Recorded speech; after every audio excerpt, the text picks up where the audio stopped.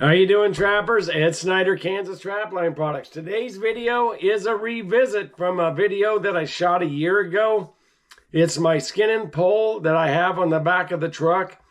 Now, the responses that I received in person, through email, through meeting you at the trap conventions are this. What are the advantages? Why do I need to go and have a skin and pole? I have a skinning machine at home.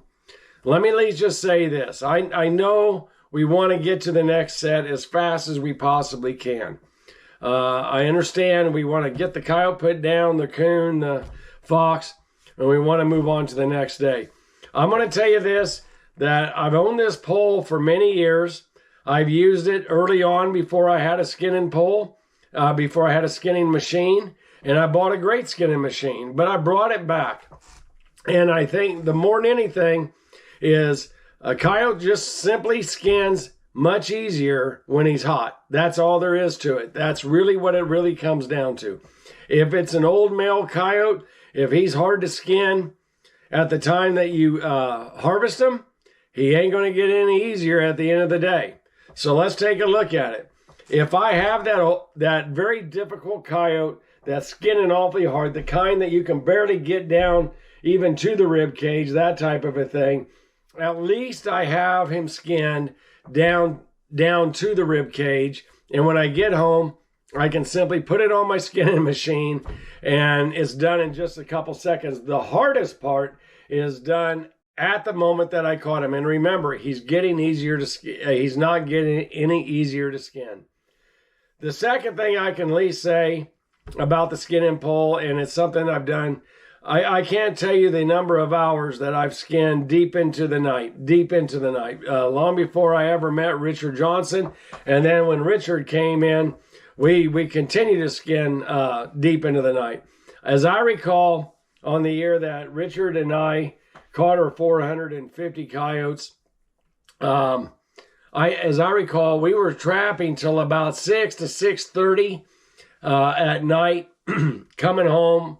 And we skin an average of 12 coyotes a day. So many days would be catches of 15, 16, that type of a thing. And we'd be busy 9, 10. I think there was one night we were there securely till about 11 o'clock. Don't hold me to that, but it was a lot of work that night. But we got them skinned. And if I would have just had that skinning pole, at least I could have had them partially skinned. To put them on the machine, once they're at that stage, we're talking 2 to 3 minutes at most. Really, that doesn't take me long, especially when you have another 15 coyotes behind you or 11 coyotes or something like that. So the skinning machine does this. As soon as you catch them, it's easy to go ahead, open them up, at least get them skinned down to the rib cage. Tonight you can finish that part of it.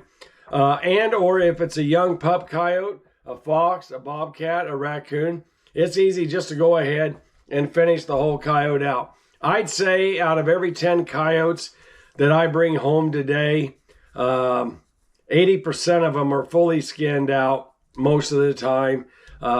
Sometimes it's 100%, but most time it's at least 80%. So that leaves me just a couple minutes to put them on the machine and get home and that type of thing. I carry a bag to go ahead and collect my glands.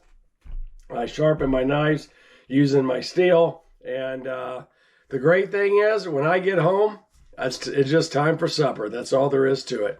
If you have a morning job and you're having to get to work and that type of a thing, if you can at least get them partially skinned, I guarantee you there, or mostly skinned, I guarantee you there now at night, you get home, you might want to spend your time putting in more sets or something like that, instead of having to skin a cold animal that doesn't want to skin very well. Even with machines, we still got to open the coyote up, and it still takes a lot of work and effort. So this video I shot while I was up in Maine last year. I give the dimensions to it. I'm 5'11". I can at least say this is getting up another 3 inches to 6 inches higher than the measurements. It's a 60-inch pole. I think it'd be better if it was probably 66 inches in height. It'd be easier to go ahead and really push that hide down over those shoulders. However, I get along just fine. I like my skinning pole, and I show you everything you need to know about it. If you like these types of videos, go ahead and hit that like and subscribe button. Help me in my analytics and help me build this channel. I can't do it without you. And like always, until we meet again, tight chains, trappers, and enjoy the video. Good morning, trappers. Ed Snyder, Kansas Trapline Products, bringing you this new YouTube video.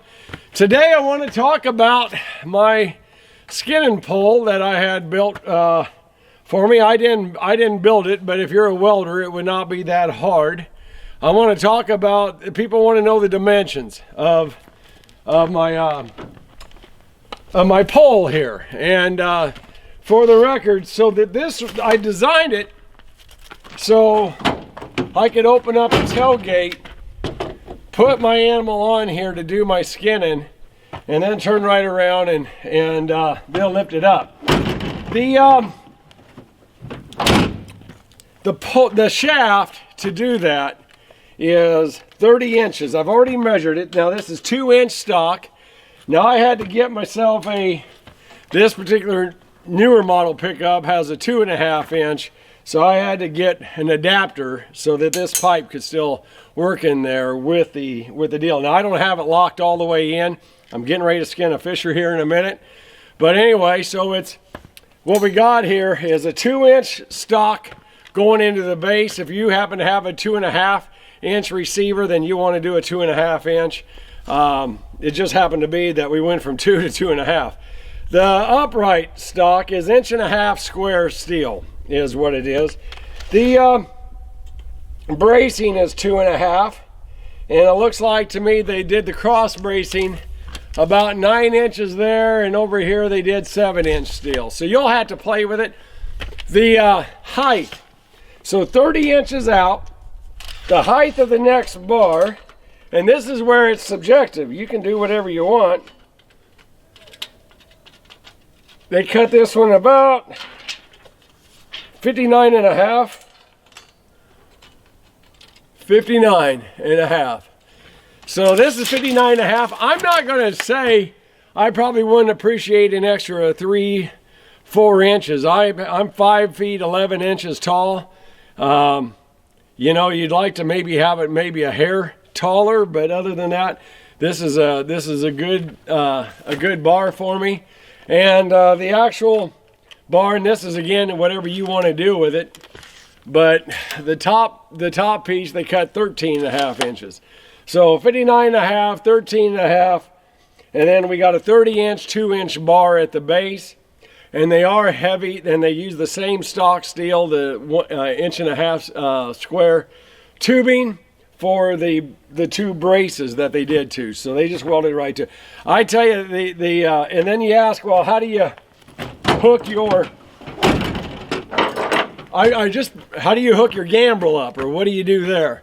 So I just got an eye bolt up here, and using a simple gambrel, you just use the link that you squeeze together there onto a picket pin type of a clip. So I got both of everything. Now the animal will spin for me with a picket pin.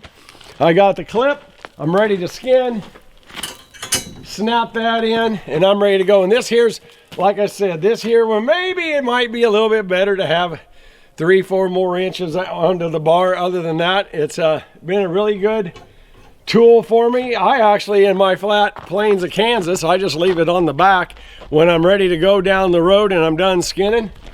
I just come up here, remove my clip, and now that's all I have on the back of my truck. So I hope that helps you. Make it any way you want to. If you're a bigger guy, you're going to want it taller. That's just the fact of it. And I will say I'm happy all in all with my rig. I wouldn't. I'm not going to worry about going off and getting a new rig just because I'm unhappy. I would like a little bit more. No, I'm happy with it. So if you're around 5'11", a 60-inch upright seems to be working pretty good for me. Go 62, 63 if you want. But I still have plenty of room. And remember, when you're skinning and you finally get down really low, you can always pull the animal back.